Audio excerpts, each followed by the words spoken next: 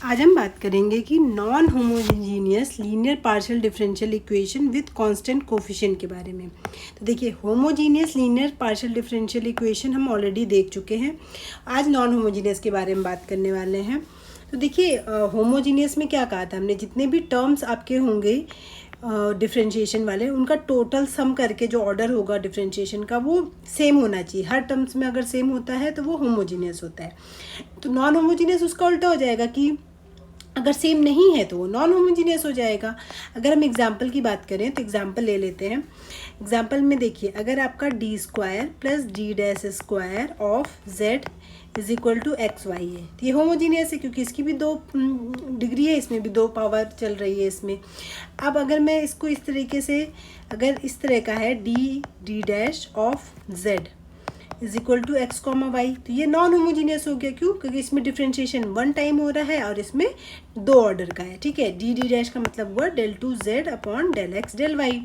ठीक है, और डी डैश का मतलब हुआ डेल जेड अपॉन में डेल, ये अगर ये डी डैश है तो ये डेल जेड अपॉन में डेल वाई हो गया। तो एक में एक ऑर्डर का यूज़ हो रहा है, एक में दो ऑर्डर का यूज़ हो रहा है। तो इस तरीके से आपका ये नॉन होमोजीनियस हो गया। ठीक है, और एग्जांपल भी ले सकते हैं नॉन होमोजीनियस का। अगर आपका कुछ इस टाइप का है, D plus D dash plus का two Z is equal to E की power A X plus B Y, तो ये भी कौन सी फॉर्म की हो गई? नॉन होमोजीनियस, क्योंकि इसमें एक है, एक डिग्री है, पर इसमें एक भी बार डिफ्रेंशिएशन नहीं आ रहा है, तो ये भी क्या हो जाएगा आपका? Non homogeneous. तो आई होप आपको ये नॉन होमोजीनियस पोर्शन तो समझ में आ गया होगा। ठीक है, विद कांस्टेंट कोफिशिएंट, यानी कि कोफिशिएंट तो कांस्टेंट ही रहेंगे। अब नेक्स्ट बात करते हैं, जो नॉन होमोजीनियस है इसको अब दो कैटेगरी में डिवाइड करते हैं। एक होता है रिड्यूसिबल और एक होता है इररिड्यूसिबल। इनका क्या मतलब होता है? रिड्यूसिबल का मतलब होता है ये जो आप आगे पूरा फैक्टर लिखेंगे डी वाला इज इक्वल टू, यहाँ पे तो कुछ भी फंक्शन हो सकता है एफ एक्स कॉमा वाई का, तो ये जो फैक्टर है, ठीक है, हो सकता है इसमें कोई टर्म दो ऑर्डर का आ रहा हो, कोई एक ऑर्डर का आ रहा हो, कोई थ्री ऑर्डर का आ रहा हो, कोई जीरो ऑर्डर का डिफरेंशिएशन यूज़ हुआ हो, तो अगर उसको आप लीनियर फैक्टर में तोड़ सकते हैं तब तो उसको रिड्यूसिबल कहते हैं, और अगर लीनियर फैक्टर में तोड़ नहीं सकते हैं तब उसको हम इररिड्यूसिबल कहते हैं। ठीक है, जैसे कि मैं एग्जाम्पल की बात करूँ, D square minus D dash square of Z, एक second, z is equal to X Y. अगर इसकी बात की जाए D square minus D dash square की, इसको हम F D comma D dash से हम डिनोट करते हैं, तो इसको मैं लीनियर फैक्टर में ब्रेक कर सकती हूँ, D minus D dash into D plus D dash. तो ये हो गया आपके पास, इसको कहेंगे हम रिड्यूसिबल, क्योंकि हमने इसको लीनियर फैक्टर में ब्रेक कर दिया है। लेकिन अगर ये इस तरह का होता, D square minus D dash का cube z is equal to X Y, तो इसमें आप देख सकते हैं जो F D comma D dash है, इसको D square minus D dash cube के इक्वल है, इसको आप लीनियर फैक्टर में तोड़ नहीं सकते। आप इससे किसी भी तरीके से कोई भी लीनियर फैक्टर इस टाइप का नहीं बना सकते हैं, तो इसको हम कहेंगे इररिड्यूसिबल। ठीक है, तो यानी कि आपका जो सोल्यूशन है किसी भी non homogeneous linear partial differential equation का, वो दो बातों पर डिपेंड करता है कि इक्वेशन रिड्यूसिबल है या इररिड्यूसिबल है। ठीक है, अगर होमोजीनियस है तो प्रीवियस मेथड से आप सिंपली कर लेंगे। नॉन होमो, पहले तो आपको पहचानना है कि वो नॉन होमोजीनियस है, दूसरी बात फिर आपको पहचानना है कि वो रिड्यूसिबल है या इररिड्यूसिबल है। ठीक है, अच्छा, हम सोल्यूशन की बात करें तो सोल्यूशन में दो चीज़ें निकालनी पड़ती हैं, एक CF निकालना पड़ता है और एक पर्टिकुलर सोल्यूशन निकालना पड़ता है। तो नॉन होमोजीनियस में जो CF निकालने के तरीके हैं वो रिड्यूसिबल के लिए अलग है और इररिड्यूसिबल के लिए अलग है। ठीक है, लेकिन पर्टिकुलर सोल्यूशन निकालने के लिए दोनों के लिए ही सेम मेथड यूज़ होता है। ठीक है, तो आज की वीडियो में हम दोनों ही देखने वाले हैं कि बहुत छोटे फॉर्मूला है, रिड्यूसिबल के लिए हम CF यानी कि कॉम्प्लीमेंट्री फंक्शन कैसे निकालते हैं, और इररिड्यूसिबल के लिए CF हम कैसे निकालेंगे। बाकी पर्टिकुलर सोल्यूशन दोनों के लिए ही सेम फॉर्मूले से निकलता है, और वो हम नेक्स्ट वीडियो में देखेंगे। तो आज हम बात कर लेते हैं फटाफट CF की। ठीक है, तो सबसे पहले हम ये देखने वाले हैं कि किसी भी रिड्यूसिबल का जो होमोजीनियस इक्वेशन है, सॉरी नॉन होमोजीनियस इक्वेशन है, उसके लिए आप ये CF कैसे फाइंड आउट करने वाले।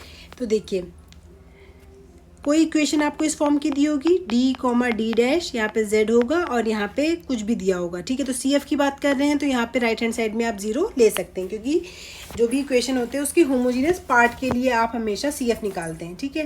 राइट हैंड साइड में कुछ होता है तब उसके लिए हम पी एस यानी कि पर्टिकुलर सोल्यूशन फाइंड आउट करते हैं। तो अगर हम इसकी बात करें F D D dash Z is equal to zero की, तो अब देखिए इसमें इसको, क्योंकि हम रिड्यूसिबल की बात कर रहे हैं तो इसको लीनियर फैक्टर में हम ब्रेक कर सकते होंगे। तो इसको लीनियर फैक्टर में, चूंकि नॉन होमोजीनियस है तो जो फैक्टर भी बनेंगे वो भी हो सकता है होमोजीनियस बन जाए, हो सकता है नॉन होमोजीनियस बन जाए। तो हमेशा ध्यान रखिएगा, अगर नॉन होमोजीनियस बन रहा है तो नॉन होमोजीनियस का सी एफ का फॉर्मूला लगाएंगे, होमोजीनियस वाले फैक्टर के लिए होमोजीनियस वाले फैक्टर वाला फॉर्मूला लगाएंगे, ठीक है।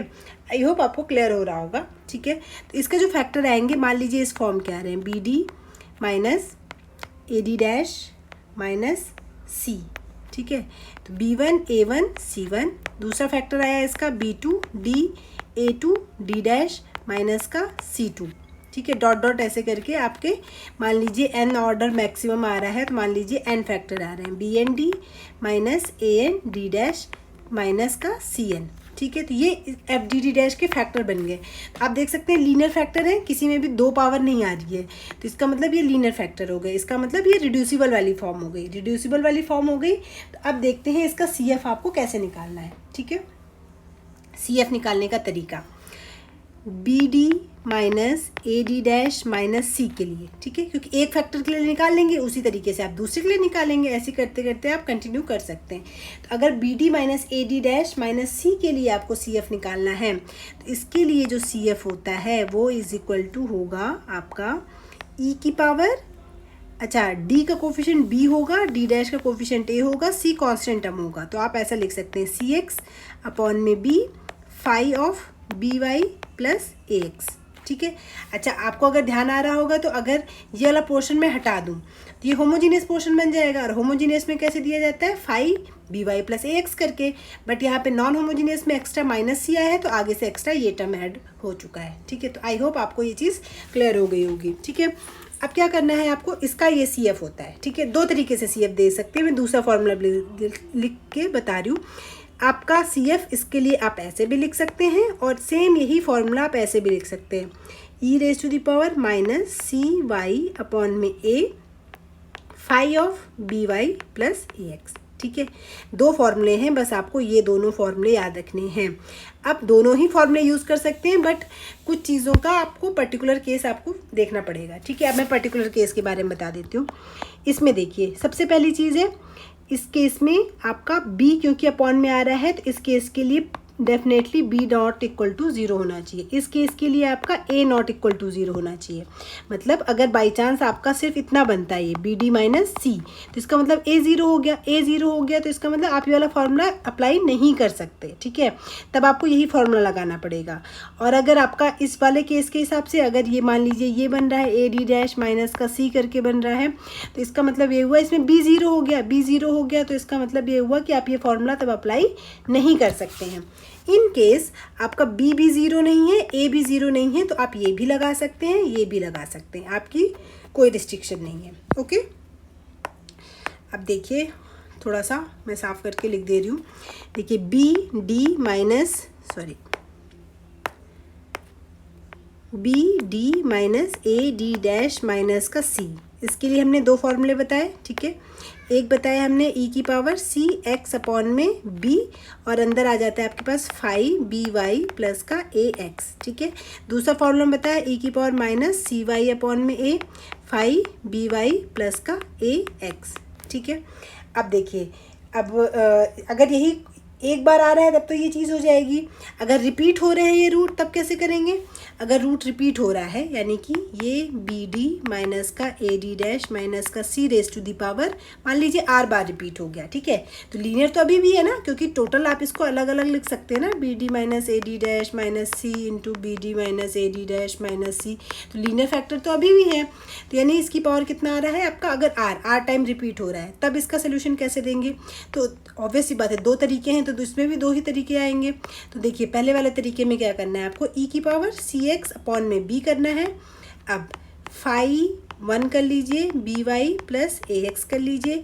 तो इसके साथ देखिए, चूँकि इसमें बाहर से क्या आ रहा है आपका x यहाँ पे, तो यहाँ पे आप क्या लिखेंगे x, फिर phi two B Y plus A X हो जाएगा, प्लस डॉट डॉट डॉट कहाँ तक जाएगा, x की पावर r माइनस 1 तक, फाई r अंदर आ जाएगा B Y plus A X हो जाएगा। ठीक है, ये हुआ तब जब अगर आर बार रिपीट हो रहा है, आपको ये वाला फॉर्मूला लगाना है। ठीक है, सेम यही चीज़ इसके लिए भी हो जाएगी। अगर आपको इसके फॉर्मूले के रेस्पेक्ट में रिपीट करवाना है तो ई की power minus C Y upon में ए हो जाएगा, इसमें phi 1 B Y plus A X हो जाएगा, प्लस यहाँ पे बाहर वाई है तो अंदर यहाँ पे भी वाई ही लिखना है सब जगह, तो आपको यहाँ पे वाई हो जाएगा phi 2 B Y plus A X plus dot dot dot Y raise to the power r minus 1 phi r of B Y plus A X हो जाएगा।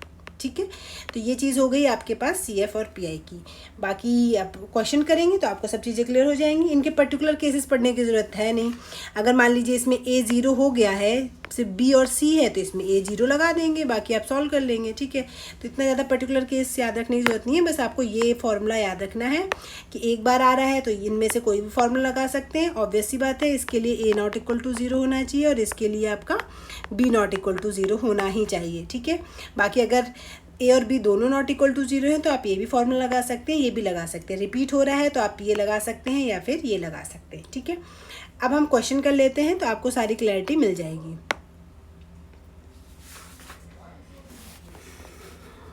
D square minus D dash square plus D minus D dash of z is equal to 0। ठीक है, अब आपको पता चल ही रहा है कि जो क्वेश्चन है ये आपका नॉन होमोजीनियस है। तो नॉन होमोजीनियस का मतलब क्या हुआ, ये दो पावर एक बार, तो पावर होमोजीनियस नहीं है, सेम नहीं है, तो नॉन होमोजीनियस होगी। अब आपको इसको फैक्टर करने की कोशिश करनी है, तो आप फैक्टर करिए, माइनस का डी डैश स्क्वायर हो जाएगा प्लस का डी माइनस डी डैश हो जाएगा। इसको देखिए आप ब्रेक कर सकते हैं, डी माइनस डी डैश में into D plus D dash में, प्लस का ये हो जाएगा आपका डी माइनस डी डैश। अब इसमें क्या कर लीजिए, आप डी माइनस डी डैश को कॉमन कर लीजिए, D minus D dash common होगा तो इसमें बचेगा आपका D plus D dash plus का 1 बनेगा। ठीक है, तो ये इसके फैक्टर हो गए लीनियर फैक्टर, किसी में दो पावर नहीं चल रही है तो इसका मतलब ये लीनियर फैक्टर हो गया, तो यानी कि ये रिड्यूसिबल भी हो गया, तो आपका इसी वाली कैटेगरी में लाई कर रहा है। तो F D dash is equal to इतना हो गया। अब सी एफ कैसे निकालेंगे, सी एफ इसके लिए अलग निकालिए, इसके लिए अलग निकालिए और ऐड कर दीजिए।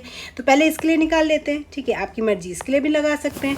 तो चलिए पहले इसके लिए निकाल लेते हैं। ठीक है, तो इसके करस्पॉन्डिंग में क्या सी एफ बनेगा, तो कंपेयर कर लीजिए D plus D dash plus 1। किससे कंपेयर करना है, B D minus A D dash plus 1, minus 1 से कंपेयर करना है क्योंकि माइनस सी होता है ना। ठीक है, इससे कंपेयर करिए, बी की वैल्यू कितनी आ जाएगी 1, ए की वैल्यू कितनी आ जाएगी -1, और ये होता है सी, तो सी की वैल्यू कितनी आ जाएगी -1। ठीक है, तो आप देख सकते हैं बी भी नॉट इक्वल टू 0 है और ए भी नॉट इक्वल टू 0 है। तो जो हमने दोनों फॉर्मूले पढ़े थे उनमें से आप कोई सा भी फॉर्मूला यूज़ कर सकते हैं। मान लीजिए पहला वाला यूज़ करना है। ठीक है, तो पहले वाले के हिसाब से कितना बनेगा, ई की पावर सी एक्स अपॉन बी है। ठीक है, तो सी की वैल्यू कितनी है माइनस, यानी कि माइनस एक्स अपॉन बी मतलब 1। आगे से फाई बी वाई कितना बनता है, देखो फॉर्मूला लिखिए, B Y plus A x, तो बी की वैल्यू कितनी है 1 यानी कि वाई, ए की वैल्यू कितनी है -1 यानी कि -x। तो ये हो गया आपका सी एफ। और इस वाले पार्ट के हिसाब से सी एफ निकालेंगे तो आप इससे भी निकाल सकते हैं, पिछले वाले फार्मूले से भी निकाल सकते हैं। ये बन गया ना आपका होमोजीनियस पोर्शन। ठीक है, अच्छा इसी के हिसाब से निकाल लीजिए, ज़्यादा इतना सोचने की ज़रूरत नहीं है, दोनों फॉर्मूले से सेम ही आंसर आता है। ये बन रहा है डी माइनस डी डैश के लिए निकालिए। ठीक है, डी माइनस डी डैश के लिए अब इसके साथ इसको कंपेयर करिए, B equal to 1, A is equal to 1 और सी इज इक्वल टू कितना बन गया 0। तो अब इसके हिसाब से आंसर क्या बनेगा, इसके हिसाब से आंसर बनेगा ई रेज टू दी पावर क्या होता है, सी एक्स अपॉन में बी होता है और phi B Y plus A x आता है। ठीक है, तो सी की वैल्यू 0 है यानी ई की पावर 0 कितना हो जाएगा 1 प्लस का फाई। अब यहाँ पे फाई 1 यूज़ कर लीजिए, इसको फाई 2 कर दीजिए। फाई ऑफ बी की वैल्यू कितनी है 1 यानी कि वाई आ जाएगा। ए की वैल्यू कितनी है, ए की वैल्यू भी 1 है, तो ये कितना हो जाएगा वाई प्लस एक्स। तो ये इसका सी एफ हो गया। हमने दोनों को इसके लिए भी निकाल लिया सी एफ, इसके लिए भी निकाल लिया, तो टोटल आंसर दोनों को सम करके देंगे, तो ये आपका फाइनल आंसर हो गया। ठीक है, आप दूसरे तरीके से दे सकते हैं, अगर आपको ये वाला फॉर्मूला यूज़ करना है तो आप, अब डिपेंड करता है ऑप्शन में क्या है आपके पास। ठीक है, अगर ये वाला पोर्शन लगाना है तो देखिए क्या फॉर्मूला लगेगा, इसके लिए ये वाला फॉर्मूला तो सेम रहेगा। ठीक है, आप देखिए दूसरा फॉर्मूला क्या बनेगा, ई की power minus C Y upon में ए करते हैं और यहाँ पे तो 5by प्लस ए एक्स ही आता है। तो देखिए पहले वाले पोर्शन के लिए, इसके लिए अगर आपको निकालना है तो इसके लिए आपका क्या बनेगा पोर्शन, इसके हिसाब से कंपेयर करके बी ए सी की वैल्यू तो हमको पता ही है, तो E raise to the power Y minus Y हो जाएगा क्योंकि ए की वैल्यू -1 है, ठीक है। फिर आप करेंगे यहाँ पे 1 कर लीजिए, बी की वैल्यू 1 है, y माइनस एक्स हो जाएगा। ये पहला पोर्शन बना, प्लस दूसरे के लिए इस वाले पार्ट के लिए b की वैल्यू 1, a की वैल्यू 1 और c की वैल्यू 0 थी, तो ये तो 0 हो जाएगा, e की पावर 0 1 होता है। ये बनेगा आपका पास 5 b की वैल्यू 1, y a की वैल्यू -x, तो -x, ठीक है। तो इस तरीके से a इज इक्वल टू आपका यहाँ पे 1 है, तो यहाँ पे +x आ जाएगा, ठीक है। तो इस तरीके से अगर ये ऑप्शन में दिया है तो ये भी सही है, ये दिया है तो ये भी सही है, तो इस तरीके से इसके 2 आंसर आ जाएंगे, ठीक है। आई होप आपको समझ में आया होगा। एक क्वेश्चन और मैं करवा देती हूँ तो आप आराम से कर लेंगे।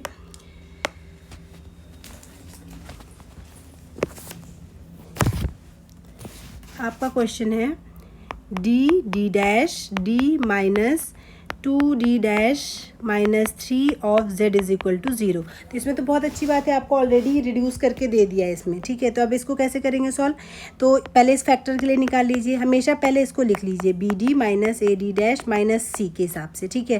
तो अब इसके लिए सोल्यूशन निकलेंगे तो पहले हम वही normal formula C X upon में B 5by plus A X वाले को ही लगा लेते हैं, ठीक है। तो आप देख सकते हैं यहाँ से कंपेयर करने पे आपको क्या मिलेगा, b is equal to 1, a is equal to 2 और c इज इक्वल टू 3। तो क्या सोल्यूशन बनेगा, इसके करस्पॉन्डिंग में जो सोल्यूशन आएगा e की पावर 3x अपॉन में 1 हो जाएगा 1 ऑफ y प्लस 2x, ठीक है। तो ये इसका सोल्यूशन हो गया। अब इसके करस्पॉन्डिंग में निकालिए d डैश के करस्पॉन्डिंग में। अब d डैश को अगर आप इसके साथ कंपेयर करेंगे तो क्या मिल रहा है आपको, आप देख रहे हैं इसके हिसाब से b की वैल्यू 0 हो जाएगी क्योंकि इसमें d नहीं है, d डैश के हिसाब से -a है तो a इज इक्वल टू आपका -1 हो जाएगा, c भी नहीं है तो c की वैल्यू भी 0 हो जाएगी, ठीक है। अब देखिए इसमें b की वैल्यू 0 है, इसका मतलब हम ये वाला फार्मूला तो नहीं लगा सकते, हम दूसरा वाला फार्मूला हमें लगाना पड़ेगा। दूसरा वाला फार्मूला क्या था, -cy अपॉन में a 5by plus A x, तो ये वाला फार्मूला लगाएंगे। तो इस वाले फार्मूले के हिसाब से क्या आंसर बनेगा, कंपेयर कर चुके हैं, b 0, a बराबर -1 और c बराबर 0। तो ई सी की वैल्यू 0 है तो ये खत्म हो जाएगा, आपके पास सिंपल बचेगा 2 प्लस कर दे रहे हैं, b की वैल्यू 0 है, a की वैल्यू -1 है तो 2 ऑफ -x। तो ये इसके करस्पॉन्डिंग में आ गया। अब d के करस्पॉन्डिंग में निकालना है, अब d के साथ कंपेयर करिए तो b की वैल्यू कितनी हो जाएगी 1, d डैश नहीं है यानी कि a is equal to 0, constant term भी नहीं है तो c इज इक्वल टू 0। अब इसके हिसाब से देखिए, अब इसमें आप ये वाला फार्मूला नहीं लगा सकते, क्यों, क्योंकि a की वैल्यू कितनी है 0 है, तो आप कौन सा फार्मूला लगाना पड़ेगा, ये लगाना पड़ेगा। तो प्लस हो जाएगा आपके पास, c की वैल्यू फिर 0 है तो ये हट जाएगा, ये बचेगा 3 ऑफ y, ये बन जाएगा, ठीक है। तो इसका जो CF आएगा टोटल ये आ जाएगा, ठीक है। तो देखिए इसके पास चॉइस है, ये भी फार्मूला यूज़ कर सकता है, ये भी फार्मूला यूज़ कर सकता है, ठीक है, दोनों से आंसर आ जाएगा। बट इनके पास चॉइस नहीं है, डी में आपका डेफिनेटली a 0 है तो आप ये फार्मूला नहीं अप्लाई कर सकते, और डी डैश में आपका b 0 है तो आप ये फार्मूला अप्लाई नहीं कर सकते। तो इसका CF आपके पास ये हो जाएगा, ठीक है। अब एक फटाफट रिपीटेड वाला देख लेते हैं और आई होप आपको ये चीज़ें सब समझ में आ गई होंगी। 2d - 3 है, 3d - 5d डैश -7 का whole square z is equal to 0। अब इसको सॉल्व कर लीजिए। तो इसको सॉल्व करने के लिए इसके साथ अगर आप देखेंगे तो b, फिर से वही चीज़ है, bd - ad डैश माइनस का c की पावर r है। तो आप कंपेयर करेंगे तो b इक्वल टू कितना आ गया 3, a इज इक्वल टू कितना आ गया 5, c इज इक्वल टू आ गया 7। तो इसमें दोनों में से कोई सा भी फॉर्मूला लगा सकते हैं, हम ऊपर वाला ही लगा लेते हैं। तो ये बनेगा e की पावर 7x अपॉन में 3 5by यानी कि 3y प्लस का 5x, ये इसका आंसर हो गया, ठीक है। बट चूंकि 2 बार रिपीट हुआ है तो आपको पता है प्लस करना पड़ेगा 5 प्लस, अब x बाहर लिखा है तो यहाँ पे x ही लिखेंगे, 2 ऑफ फिर से सेम 3y प्लस 5x। तो ये इसके अकॉर्डिंग CF हो गया। प्लस इसके हिसाब से देखा जाए तो फिर से इसके साथ भी कंपेयर कर लीजिए, b is equal to 2, a is equal to 0 और c इज इक्वल टू 3। तो a इज इक्वल टू 0 का मतलब आप ये फार्मूला नहीं लगा सकते, आपको यही वाला फार्मूला लगाना पड़ेगा। तो इस वाले पोर्शन के हिसाब से क्या आंसर आएगा, e की पावर 3x अपॉन में 2 1 5 2 है तो इसमें 5 3 यूज़ कर लीजिए, by यानी कि 2y, और ए तो 0 हो गया, तो ये इसका CF हो जाएगा। ठीक है, आई होप आपको ये सारी चीज़ें क्लियर हो गई होंगी। ठीक है, बहुत सिंपल है, एक ही फॉर्मूला है और बस आप कंपेयर करिए, वैल्यू निकालिए और आपका आंसर आ जाएगा। अब नेक्स्ट वीडियो में फिर हम इररिड्यूसिबल वाले के लिए CF कैसे निकालते हैं उसकी बात करेंगे।